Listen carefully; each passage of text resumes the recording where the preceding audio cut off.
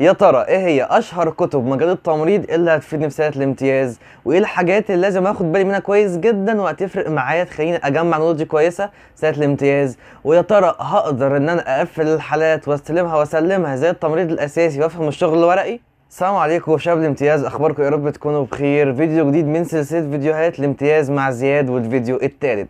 فيديو النهارده باذن الله هنتكلم فيه عن ازاي تستغل فتره امتيازك صح. بدايه كده، لو انت اول مره تشوفني فاعرف من نفسك ان فايتك كتير. متنساش تعمل لايك الفيديو ده واشترك في القناه. انا زياد الحصري بقدم كونتنت ميديكال او ليه علاقه بالشق التمريضي.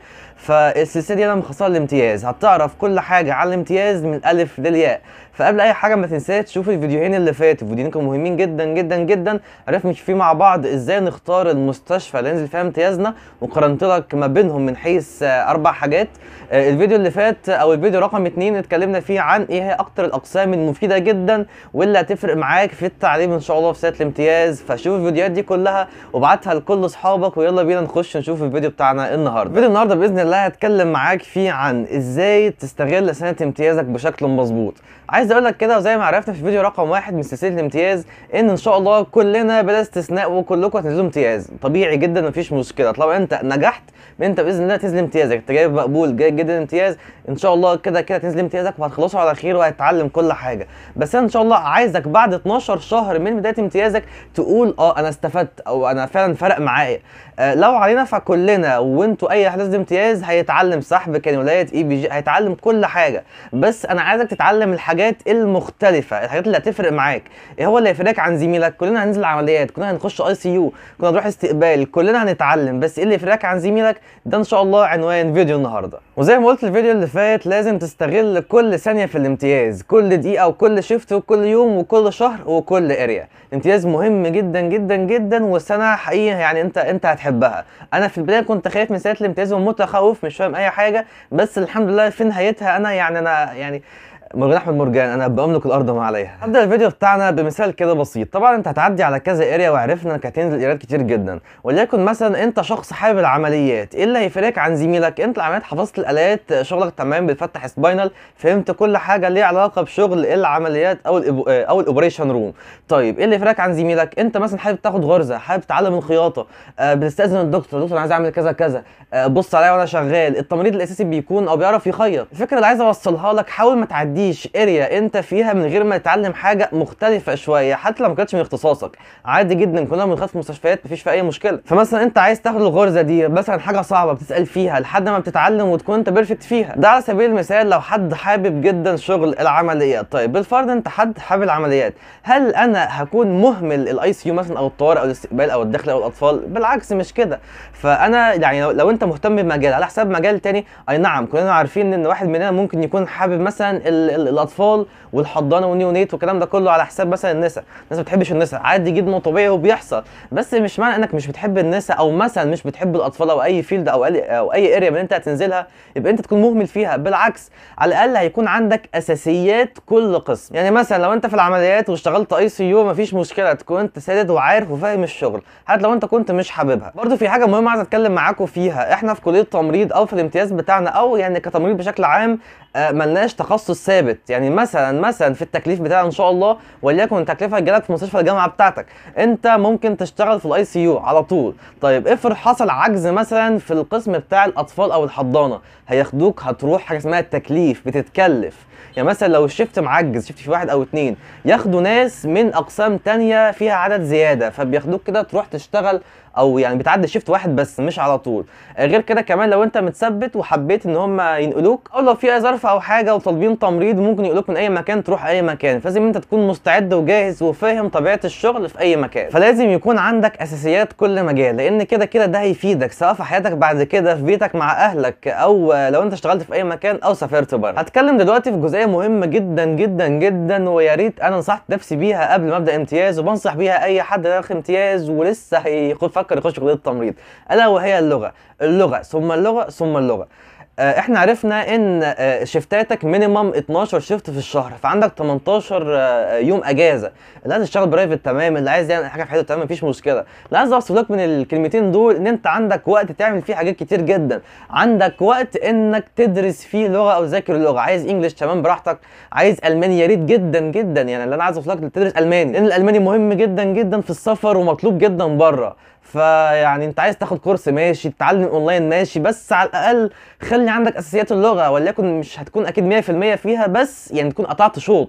مش بعد ما خلاص امتيازك تبدا تفوق لنفسك تقول اه ده انا كان يا ريتني اتعلمت لغه. لا بالعكس، انا عايزك تتعلم لغه من بدايه امتيازك، او ان شاء الله من اول ما تشوف الفيديو النهارده. لسه تقريبا بالظبط 3 شهور على انك تبدا امتياز او تبدا امتيازك، فمعاك بالظبط 12 شهر و3 شهور زياده، فانت معاك فوق السنه كامله تدرس فيهم يعني اللغه. حاول بالله عليك تدرس اللغه. اللغه مهمه جدا جدا وهتساعدك وهتوفر عليك مجهود وفلوس وحاجات كتيره جدا، فركز وشوف اللغه بتاعتك. يعني الفيديو بتاعنا النهارده تحت مسمى ازاي تستغل، او مش عايز اقول تستغل، بس هنقول تستفيد من فتره الامتياز بشكل مظبوط. طبيعي وانت مثلا في الاي سي يو او في اي راوند او في اي اريا من الاريا بتاعه الامتياز، بيكون في عرض للاطباء او للدكاتره. اقف في العرض ده واسمع هما بيتكلموا في ايه. اسال لو انت ما فهمتش حاجه. خليك سوري في الكلمه رخم شويه في انك تطلب حقك، والكلمه دي انا قلتها في كل الفيديوهات اللي فاتت. مش كده وبس، كمان لو انت معاك تذكره حاول انك تبص فيها وتشوف الدايجنوز والتشخيص، تقرا كل حاجه. اكيد انت عارف اتش تي ان معناها هايبرتنشن، دي اختصارات مهمه جدا. الدي ام دايبيتس ميليتس، مثلا اي كي اي اكيوت كيدني انجري، سي كي دي كرونيك كيدني ديزيز، مثلا الاتش سي سي هيباتوسيلولار كارسينوما، الاتش اف هارت فيلير، قلنا السي كي دي، قلنا يو تي اي يونت تراكت انفكشن. اللي عايز اوصله لك اختصارات حاول تقراها وتحفظها وتعرفها، واللي ما تعرفوش اسال فيه عادي جدا، مفيش اي مشكله خالص. مش كده وبس، كمان تبص على وش العلاج. مثلا الميرونام ده مضاد حيوي، المضاد ده بيتحل على ايه؟ طبعا انت بالتكرار هتفهم كل ده ان شاء الله في كل الراوندات. الالفا كليندامايسين، الفانكومايسين، الاسيستاين، الفوار ده بتاع ايه؟ الادويه هتلاقيها بتتكرر معاك وهتحفظها، وكمان زود عليها بس يعني السايد افكت بتاعها، لان انت هتشوف فئات في المستشفى من التمريض القديم شويه عارف مثلا وليكن ان الميرونام بيتاخد الساعه 6 واحد في واحد او مره واحده بس في اليوم.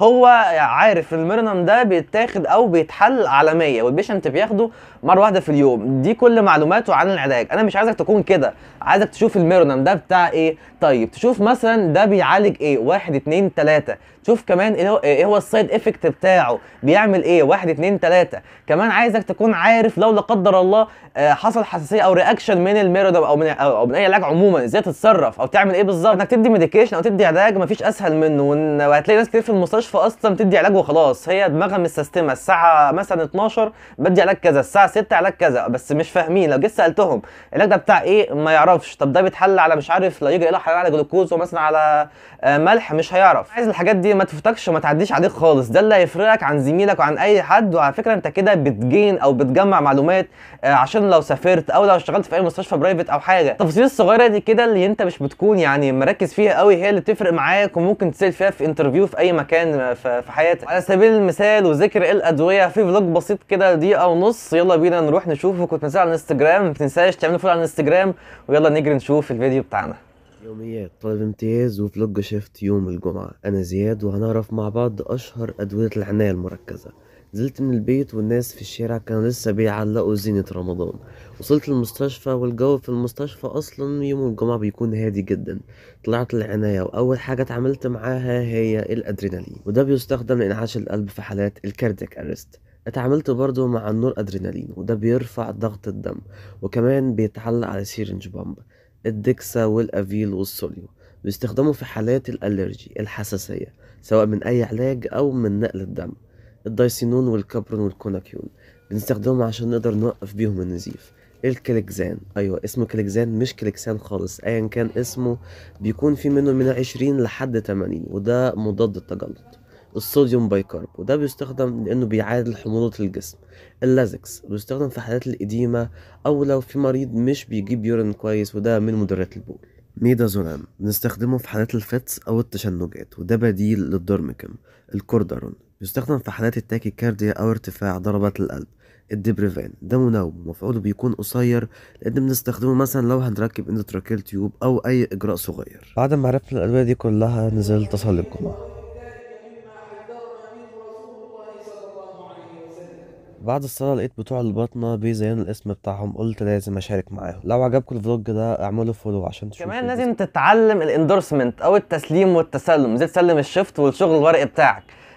ممكن يكون الموضوع رخم شويه، بس انا مبسطه لك كده في فلوج بسيط برضو على انستجرام، وما تنساش تعمل فولو تاني على الانستجرام. ويلا بينا نشوف الفلوج ده ونرجع نكمل كلامنا. معاكم في فلوج جديد، انا زياد طالب امتياز، وهقول لكم ازاي تستلم وتسلم الحالة بتاعتك.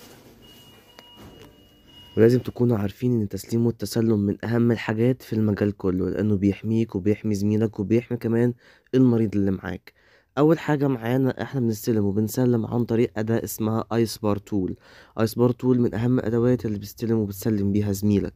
اول حاجه ايدنتيفيكيشن. ايدنتيفيكيشن بتكتب فيها 3 حاجات، انت وزميلك والمريض.